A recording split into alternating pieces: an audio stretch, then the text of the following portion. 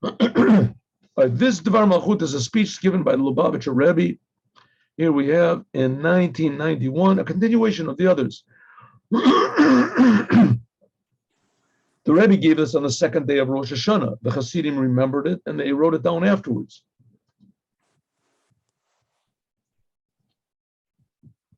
All right, it deals with a bit of a subject that's going to have a little bit of explanation. A little bit of explanation because it's not so self-understood, easily understood. The custom of the Jewish people is that we finish reading the Sefer Torah. We finish reading on the last day of Sukkot. We finish Sukkot. In Sukkot, we don't read from the regular portions of the week. So there is, from now until the end of the year, we have the following, excuse me, 4 Torah portions. We have Vayelech, Nitzavim, that's this week. Vayelech, that's next week. Now, usually these Nitzavim Vayelech are read together. First of all, they're very short Torah portions, and they're read together. But this year, they're read separately, and this is what we're going to talk about in a moment. Nitzavim Vayelech, and then after that, we have Ha'azinu, and then we have on Simchat Torah, we read Zot HaBracha. So Ha'azinu is really the last Shabbat portion, regular portion of the year. And Zot HaBracha, we don't have to read on Shabbat. We don't have to read on Shabbat. And we read it on the last day of Sukkot, on Shmini Atzeret, on Sukkot. We read on Simchat Torah. We read. Outside of Israel, Shmini Atzeret and Simchat Torah is 2 days, and in Israel it's 1 day. Unified together. Okay. So now we're talking about this separation of the reading of the Torah portions, especially the reading of these 3, Nitzavim, Yelech, and Ha'azinu. Okay. As we've been learning up to now, everything in the world is coming to teach us a lesson about how to serve God. Very, very rare are the people that know how to serve God automatically. Very rare are people. They say that the Ruzhin or Rav was a person like that. And that's what they say. Sometimes they have these children that are born without a cleft between this. It means that they remember the whole Torah. They automatically know how to serve God. I don't know. Anyway.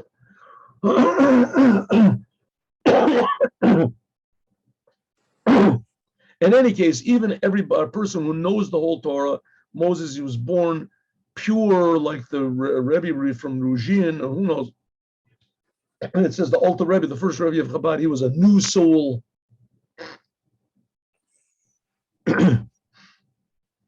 Anyway, I don't understand these things, but nevertheless, everybody, no matter who, has to learn from everybody else. That's what we just finished learning in the Kuti Torah, right? The Jewish people are one big body. Even Moses is dependent on every Jew. Everybody, everyone has to learn from everyone else. Everything else. How much more so you have to learn from the Torah and every detail of the Torah. So that the fact of when the Torah portions fall out has tremendous effect, especially because this is right before Rosh Hashanah. And Rosh Hashanah, that's like the day they remember, how do you say, the wedding anniversary between man and God. God created man, and that was the day that God and man made this covenant. We said this covenant. Right? The Jews made this covenant on Rosh Hashanah to remind us what man is here for. What are we here for? What are we doing here? What are we for? And what we're here for, and the more a person gets involved in this, the more it depends on faith. The more it depends on faith. You do not see the results. The example is Abraham. God, he was the first Jew, served God with tremendous, incredible, superhuman self-sacrifice. And God promised him all sorts of things, and he didn't see any results whatsoever. His son Isaac was supposed to give birth to children like stars of the sky, and didn't get nothing. He gave birth to one child, right?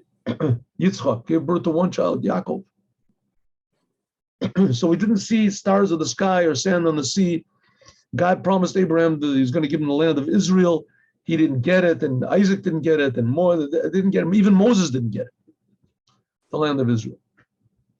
So the more the person really starts serving God, the more he depends on this covenant, this unexplainable love that God has for us and that we have for God.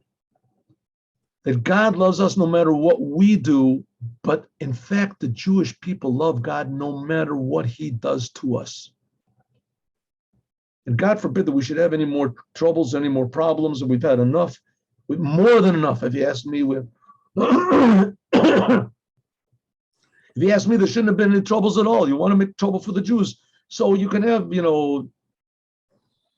Avram stub his toe. Huh? You ever stub your toes? It really hurts sometimes. You got to, that's enough. Stubbed his toe, really stubbed it, really hurts. Wow, he's just jumping around, right?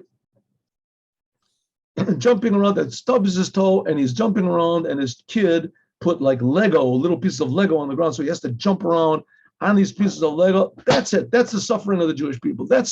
If you ask me, that's enough. But for some reason, God decided it wasn't that going to be that way. So we got much, much worse. We read last week's Torah portion, all the terrible, God forbid, things that the options that God has, the Jewish people, and he has used them in great abundance. These terrible things happening to the Jews. But the same way that God loves us unconditionally, as inside of every Jew, we love God also unconditionally. Huh? And to awaken this unconditional love without the troubles, without the problems.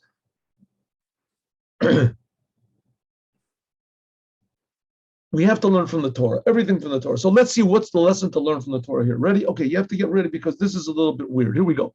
Malasama Yom Miuchedes, the special uniqueness of this year.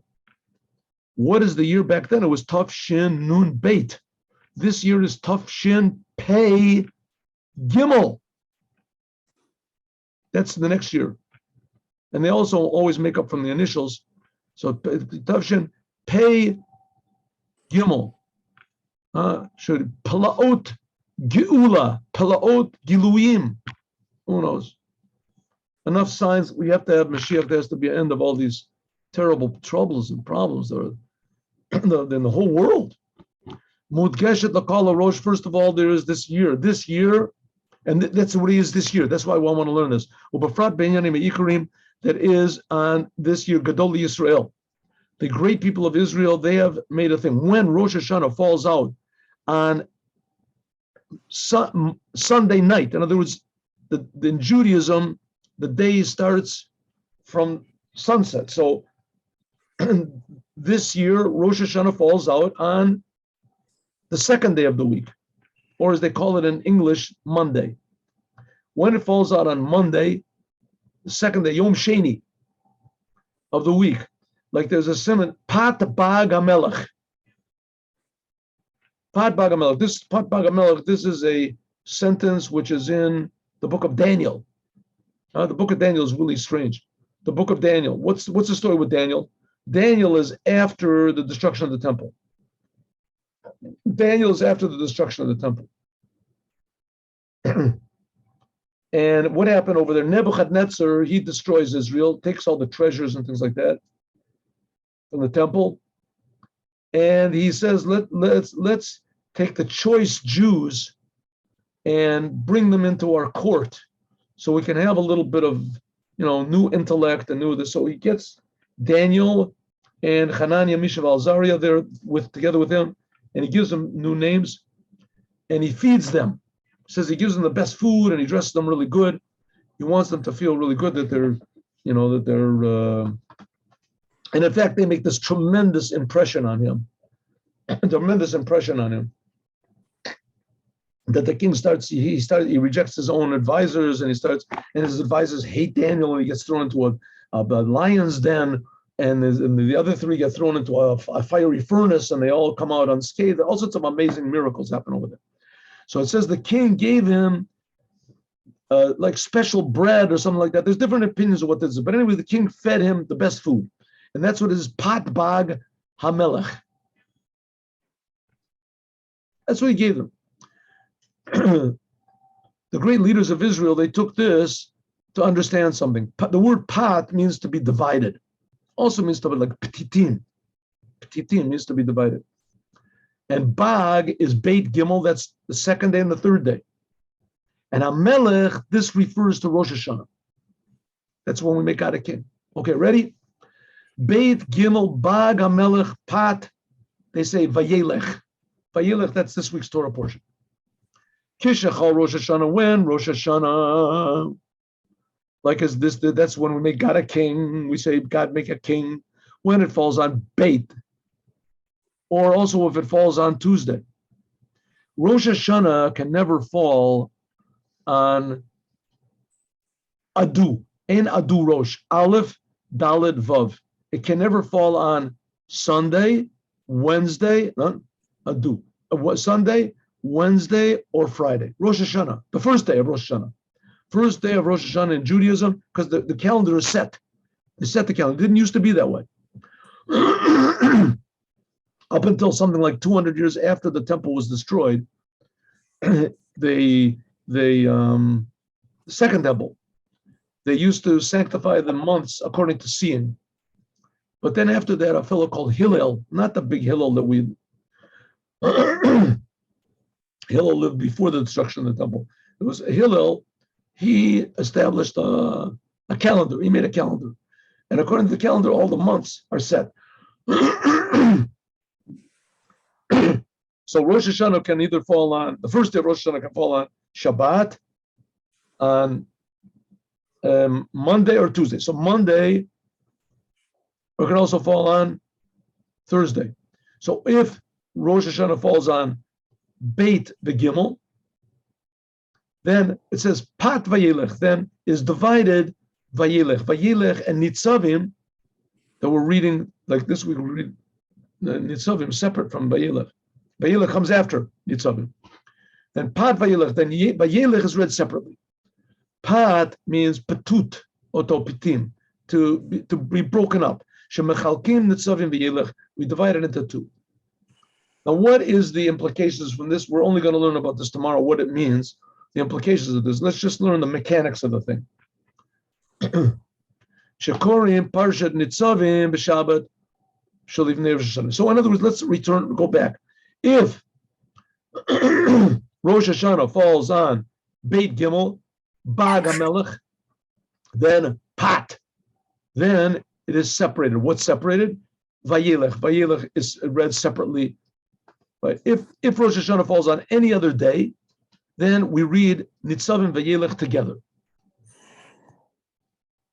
Okay. Shekorim Parshas Nitzavim b'Shabbat Lifnei Rosh Hashanah. Then we read Parshas Nitzavim on the Shabbat before Rosh Hashanah. This coming Shabbat.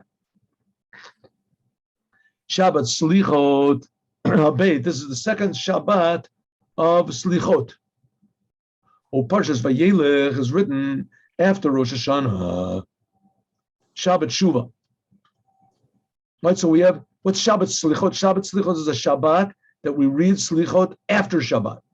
No, you don't say Slichot on Shabbat, but after Shabbat. Good. Umala Yatira, there's another thing. Rosh Hashanah, if Rosh Hashanah falls on Monday, also regarding the setting of Rosh Hashanah on Tuesday, because Rosh Hashanah is always 2 days. Because both of them are included in the sign of Pat Bag Hamelech. Pat we separate, Vayelech we separate, and Bag if Monday or Tuesday is a Melech is Rosh Hashanah. It's better though somehow or other if Rosh Hashanah falls on Monday. Why? First of all, that sign that they made, that the rabbis made, Bag HaMelech, we could say that Beit and Gimel, both of them hint at the 2 days of Rosh Hashanah. If the first day of Rosh Hashanah is on Beit, Monday, then we've completely filled this sign that they've made for themselves, right? The sign of Bag. And the first day of Rosh Hashanah is Beit, and the second is Gimel, Monday and Tuesday.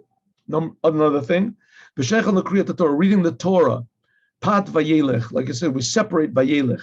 Shemachalkim nitzavim v'yelech, that they separate nitzavim. Nitzavim we read this Shabbat, and v'yelech we read after Rosh Hashanah. Shekorim achat nitzavim hayom. We read ata nitzavim hayom. We read hayom. This refers on Rosh Hashanah, and this is three days before Rosh Hashanah itself. And Rosh Hashanah Shabbat, there's Shabbat, Sunday, and Erev Rosh Hashanah, Sunday night, and Rosh Hashanah. This is considering like Bekama and Yanim in many ways to be one thing, 3 days. If so we read Nitzavim, this week's Torah portion, which Nitzavim Mayom talks about Rosh Hashanah, and it ends up that we read it because Rosh Hashanah falls on Beit, so we read it 3 days, right, within the 3-day period of Nitzavim comes Rosh Hashanah, and Nitzavim is talking about Rosh Hashanah. That's what we just... we haven't gotten yet personal about this thing. We haven't yet gotten into what does this mean to us. Up to now, it's just been figures and, like I say, mechanics. Simon Kaviyas Hashanah, that was his year. And this, the sign of this year, it's written also in the calendars, is Beit Shin Zion. Like I say, when this man Hillel set the calendar like 200 years after the second temple was destroyed, something like that.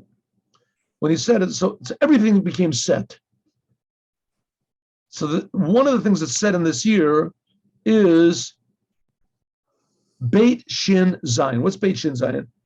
Beit is the second day of the week. That's the day that Rosh Hashanah falls in. Shin, that's Shlema. What does it mean, Shlema? That there's 2 months that are optional. They can have 29 days or 30 days, right? Sometimes it's 29, sometimes it's 30. If Rosh Hashanah falls on the second day of the week, on Monday, then these 2 months, which can go either way, Cheshvan and Kislev, sometimes they're 29, sometimes they're 30, they are both Shin Shalem, they're both 30 days. And what's the Zion? Zion is which day will fall Rosh Chodesh Nisan. Nisan is the first Jewish month of the year. The first day of Nisan will be Shabbat, which means that Passover will also be Shabbat. This year, Passover will be Shabbat. This is especially attached with a Shana Mu'beret. This is especially with a year that has 2 others in it, a 13-month year, because a Rosh Hashanah falls on the second day, and Cheshvan and Kislev are full. Then Rosh Hashanah, then Rosh Chodesh Nisan will not fall on Shabbat, but only when will it fall on Shabbat? Only if it's a pregnant year. So that's why, because it's a pregnant year, so it comes out to this sign. Okay, what are all these signs? What are we talking about? So it comes out. And this year, we have 3 things of completion. This year also was a pregnant year. We had 2 others this year, 13-month year. If so, we have 2. This year shows on a certain completeness, wholesomeness. First of all, a completeness which is in the months of Cheshvan and Kislev. They're always going to be whole, 30 days. A wholeness, a completeness, which is, it's a complete year, 13 months. 13 months. That makes the whole year a complete year. Why do they make 13 months? Why? What's the thing of 13 months? Right? Why make the reason to make a 13 months is because in Judaism, the calendar is determined according to both the moon and the sun. According to Judaism, every month begins with, according to the moon. As soon as you see the sliver of the moon, that's when the month begins. It used to be more so when they used to determine the month according to seeing. There used to be witnesses all over Israel, whoever would see the month. But it's pretty much the same now. The months are determined by the moon. The moon. The only problem with that is that if you keep determining according to the moon, every about 3 years, it's going to be short. The seasons will start getting off. And it'll come that the month of Nisan, which is always supposed to be in the spring, Nisan has to be in the Aviv. If you don't fix it up and you go only according to the months, then eventually you're going to have the holidays will be off kilter, especially the holiday of Passover, which is supposed to be in spring. All of a sudden, it'll start being in the middle of the winter. And that's really what happens by the Arabs. By the Arabs, their calendar is only according to the moon. So they have holidays like they have Ramadan, whatever. And this holiday of Ramadan sometimes can fall in the winter and sometimes in the summer and sometimes. But Judaism, it can't be that way. The holiday of Passover has to be in the spring. So what do we do? That's according to the sun. That's according to the sun. So what do? They make an extra month. Once every 3 years, they make an extra month. And this extra month, that puts everything back into sync. Right? It synchronizes everything. So if so, in this year, if there's a 13, it means that everything is complete. Everything is exactly the way it's supposed to be. So these 2 months are filled, and also the year is full. And number 3, Shleimus Kivun Rosh Chodesh Nisan. Also, it comes out that the first day of Nisan comes on Shabbat. Then it means that the first day of Passover will also be on Shabbat. So what? It means that the counting of the Omer, which it says in the Torah, has to be the day after Shabbat, will be Motzi Shabbat. Mimachrat Shabbat. There was a group in Israel called the Tzadukim. The Tzadukim, I guess the closest you can get to the Tzadukim today are like Reform Jews or conservative Jews, who knows what. The Tzadukim were people that said that you can pretty much interpret the Torah however you want to. You don't have to go according to the rabbis. And you sort of try to cling to the simple words of the Torah, the Bible. Now, there's a very important commandment in the Torah which is called Sfirat Omer, counting the Omer. And counting the Omer, you have to do it the day after Passover. That's when you have to do it. Look in the Torah, up and down, sift through the whole thing. You won't see anywhere where it says you have to do this very important commandment of counting the Omer after Passover. It doesn't say after Passover. It says clearly you have to do it after Shabbat. The Tzadukim said that's when it has to be done, after Shabbat.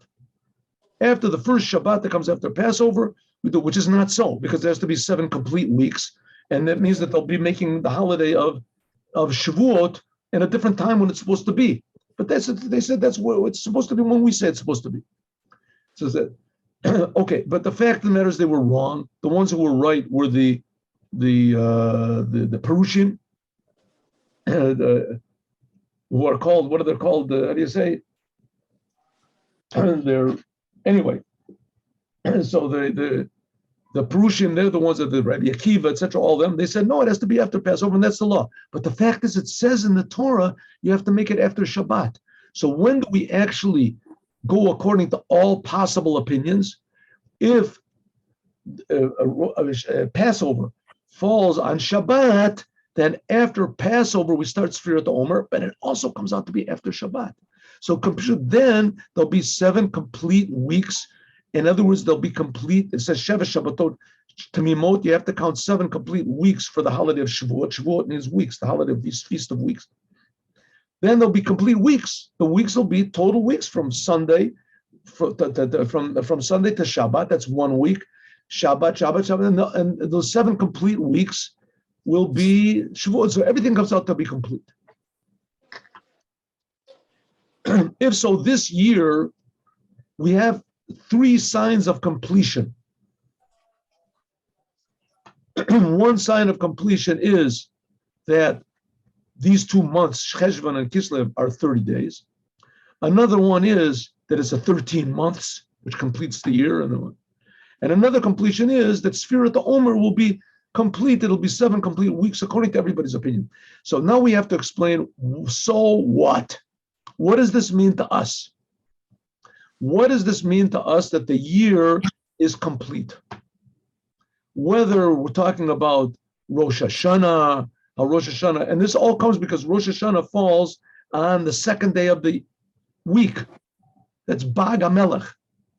Or whether the setting of the year, what comes in the continuation of the year, that Cheshvan and Kislev, these 2 months are filled, they have 30 days, and it's also a 13-month year, complete year, and the first day of Nisan falls on Shabbat, and Sfirat HaOmer starts on Motzi Shabbat. In addition to this year, we can also explain what is so special about this year, Tavshin Nun Beis, and we're going to have to fit that in with Tavshin Pei Gimel, regarding all of the other years. What's the special thing? Here we go. We're going to do only 5 minutes of this. Okay. What do we say? Bag HaMelech. That's a sentence from Daniel. Malat Kaviyot, the Rosh Hashanah, the special, unique, high quality, if Rosh Hashanah comes to be on Monday, Yom Sheni, because that's the closest way you can make to Yom Rishon, to Sunday. What's the big deal about Sunday? God started creating the world on Sunday. He finished creating the world on Friday. That's when man was created. And then he made Shabbat. Yom Rishon is like the first time that there was ever a Sunday. They call it Sunday. We're just saying it. Yom Rishon. In the creation of the world, that's when God started creating the whole business. And the fact of the matter is that on Sunday, on Yom Rishon, God created everything. But it was like a nascent, whatever it is called, a pregnant state. And God revealed it every day. Revealed a new thing. But on the first day, God created everything. That's what it says. He created it, but he only revealed it afterwards. Even though that, and it's an interesting thing. We count the days: Sunday, Monday, Tuesday, Wednesday, Thursday, Friday, Sunday, Monday. Why another time Sunday? You know, Napoleon, he tried to make a 10-day week. He gave the days weeks. Didn't work. It should have worked. What's the big problem? Make a 10-day week. Then they have 30 days for the month. But it didn't work. 7 days. As far as I know, in all cultures that have any sort of calendar, it's always a 10-day, it's always a 7-day calendar. Right now, in Judaism especially, we don't call the days, we call the months by names, but we don't call the days by names. There's no Sunday and Monday or something like that, right? We don't have it. In Yiddish, they do, by the way. In Yiddish, they do. Montag, Donnerstag, they call it this. But in Hebrew, Lashon HaKodesh, there's no names for the days. They call the days by the numbers. Yom Rishon, Yom Sheni, Yom Shlishi, Yom Revi, right? And Shabbat, we don't say Yom Shvi, we say it's Shabbat. Okay, but after Shabbat, we say Yom Rishon. That's not right. That is not right. It is definitely not Yom Rishon. If we make a small calculation, we'll see that when was Yom Rishon? That was 5,783 years ago, and a few days, that'll be Yom Rishon. And then after that comes Shabbat, and after Shabbat should be Yom Shmini. That's the 8th day. And then it should be the 9th day and the 10th day. So if so, we should have, I don't know, a couple million after make the calculation, right? 52, the 365 days of the year, multiply 365 times 5,700. Should we do it here? Let's go. Let's do it. We'll make the calculation. Why not? Let's see if I get my old calculator out here. There's some people that can do this in their mind. I am not one of them. I have a problem just finding this on my cellular phone. Where's the calculator? All right. Anyway, I can't find it. Somehow. All right, that sort of shoots the whole thing over here. Anyway, count it. You do the work. What happened? What do you need? What do you need to calculate? 365 times 5,783. Okay, not important. Let's go. We'll do it next time. In any case, we don't do that. We don't say today is the 1 millionth day of creation. We go first day, second day. If Rosh Hashanah can't fall on Sunday. Can't fall on Sunday. Ain't Adu Rosh. It can't fall on Sunday. So the closest that Rosh Hashanah can fall to Sunday is like this year when it falls on Monday, on Yom Sheni. Yom Rishon, that's like the first day of creation. Therefore, it's called Yom Rishon, even though that there's already many, many thousands and hundreds of thousands and who knows, millions of days have passed since then. Right? Like we say in the song of the day. Today is Yom Rishon. Barishon, what do we say? We say Hashem Oretz Mila'o. Right? This is the song they sang in the Holy Temple on the first day. That's called, this is the whole thing of Rosh Hashanah, like it says, Zeh Yom Techilas Masecha Zichron Liyom Rishon. Rosh Hashanah is a remembrance for that first day when God started creating the whole business, started creating time, started creating existence. Before that, there was no existence. There was no time. There was no being. There was no vacuum. There was no black holes, or there was no nothing. That's according to Judaism says. Like it says in the mirror, Mizbar David, Mizbar Hashem, or it's Mala'o. That's the song we sing on the first day. They sang in the Holy Temple the first day. And we say that also, that same prayer we say in the evening of Rosh Hashanah. The first prayer of Rosh Hashanah, Hashem Oretz Mala'o, God creates the world. That's Rosh Hashanah. Happy birthday, world. And we'll talk about this more, God willing, tomorrow. Here we go. Let us learn a Yom Yom.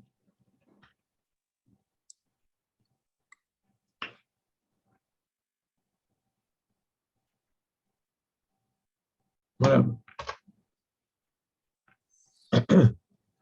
Hasidic doctrine demands that if you want to reprove somebody, reprove means to how do you say, correct someone. If you want to correct someone, we're talking about not just correcting a person who made a mistake in reading the Torah or something. We're talking about a person's personality is wrong, right? A person is lazy. Someone else he's got a bad temper. He's confused. He's jealous. He has desires, lusts, and things like that. You see a person like that, so you want to correct them, right? So before you correct somebody else, first of all, you have to fix up your own fingernails. What does it mean, fix up your own fingernails? You have to deal with the person, how do you say, gently, not to slash another person with your fingernails. The forces of evil are by the fingernails. That's why he says we wash our hands in the morning. And you're supposed to wash your hands when you wake up in the morning to remove the impurity on your fingernails. Every time a person stabs somebody, it's sitra achra. There's people that love to do this, by the way. There's some people that, no, I'll tell you something in a second. After a person cuts his nails, then you wash your hands. It means you have to call intellect into the emotion. There's some people who love to correct other people. They just love. They say the joke, it's like the cat and the housewife, they both hate, they want to kill mice. The difference is the housewife, she wants to get rid of them totally. And the cat, the more mice, the better. The more mice there are, the better. It's the same thing. Some people, they don't want that another person, they don't want that there should be bad things in the world. They don't like that there should be anger and jealousy and things like that. They don't like it. So if they see it, they correct a person. But other people, to correct somebody, nothing is a greater pleasure than to correct somebody else. I'm right, he's wrong. So therefore it says, okay, correcting doesn't mean you shouldn't correct people. It's good. But before you correct somebody, you have to be sure that you're not doing it just because of your own egotism. That's called dirty nails. That's called cutting into the person. That you want to cut into the other guy and to see, right, so that you are the boss and he is the slave and you are the king and he is the servant and you are the professor and he is the student and you know all and he knows nothing. You have to be very, very careful about that, because it's a very, very easy thing to get into a feeling of superiority in correcting somebody. But to correct other people is very important. One way to do it is to pray. Before you correct somebody, pray to Hashem. You should say the right thing so that the person should correct himself before you correct him. Have a good day with Moshiach. Sound of the shofar. Shofar. Yes. By the way, very good, very good. But when I sound the shofar, just tell me, everybody, do you hear this? Because like I said before, I listened one time to the recording, what I did, and it cuts off. Yeah, I hear it, but then when you do a long time, it goes very low. That's okay, no problem. Low is not bad. Here we go.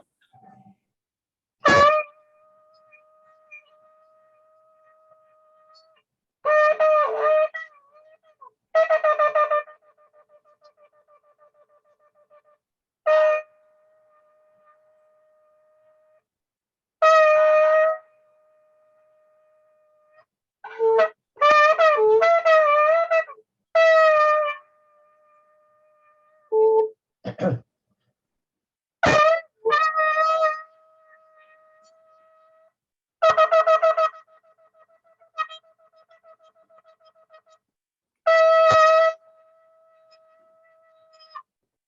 a good day with Moshiach. Now, God willing, 3 o'clock, we're learning the Chumash class with commentaries.